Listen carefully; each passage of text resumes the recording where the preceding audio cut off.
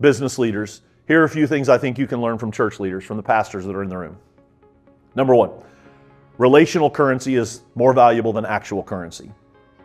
The currency of getting things done in the church is through relationships, and many times in business, we can be so focused on execution and profit and margin that we forget about the relational currency we are building or not building. Eric said that I was a pastorpreneur. I'm kind of a serial entrepreneur. I've started a couple of businesses. I started a golf business that I operated for over a decade and then sold. And a friend and I had a property management business in Bloomington. And I learned very quickly in the property management business that property management was incompatible with pastoring. And I ended up selling my business out to my business partner because I was the guy calling the veteran who had lung cancer going, "Hey dude, you're late on your rent. You got to pay your rent." And he's like, "Yeah, sorry, I had half of my lung removed, and so I couldn't work last month." And the property manager's like, "Well, it doesn't matter. Like you got a contract, you got rent to pay." The pastor in me is like, I got to be sympathetic to this guy. And I finally called my business partner. I'm like, these two things are not compatible because there are multiple. Obviously, there are multiple things at play here. And so, as a pastor, relational currency. Now, I'm not saying you sacrifice actual currency to just get along with everybody. That's not what I'm saying in the business world. But I do think that marketplace people can learn from pastors the power and the importance of relational currency. Number two, and this is what I alluded to just a minute ago, and I think if you don't get anything else, get this. Number one thing I think business leaders can learn from the pastors in the room is the bottom line isn't the bottom line. Business leaders look for ways to create I'm challenging you to look for ways to create a multiple bottom line in your business. Meaning you need to find ways to give back and be generous, to help those in need, to help your church, to help your community. This really has become, in the last 10 years, the new standard for businesses.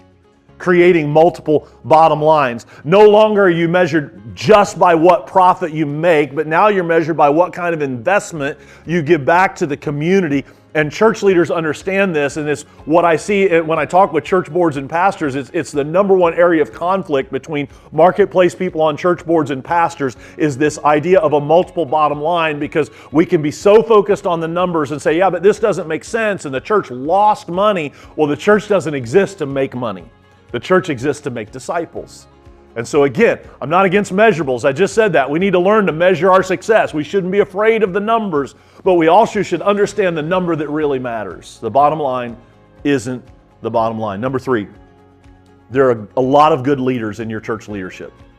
Some of the best leaders in the world are on staff at churches in our communities, especially those who lead volunteers every week. If you want to find a really good leader, go to your church and find the person who's in charge of leading volunteers.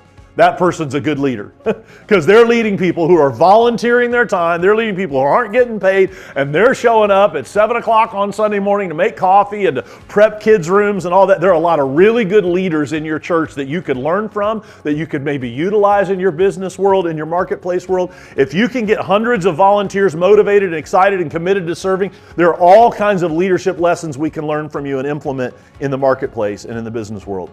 Number four, there's no substitute for passion and calling. Great ministry leaders have a sense of calling on their life that is inspiring. They do what they do with great passion, many times sacrificing what could be a higher paying job or other job opportunities because of a specific purpose that God has laid on their life. And marketplace leaders, you should have that same level of passion, purpose, and calling for your vocation. There is no sacred and secular. It's all sacred. Your calling as a business professional is not second class. So run after it with a desire to truly live for God in the marketplace with the same passion and calling that you see on your pastoral leadership team. And so I think we can learn, but again, I'm going to swing all the way back. You might be the most powerful business person in this room. You might pastor the largest church represented in this room. You might be running for an office, whatever. What do you do if you're the most powerful person in the room? Serve other people.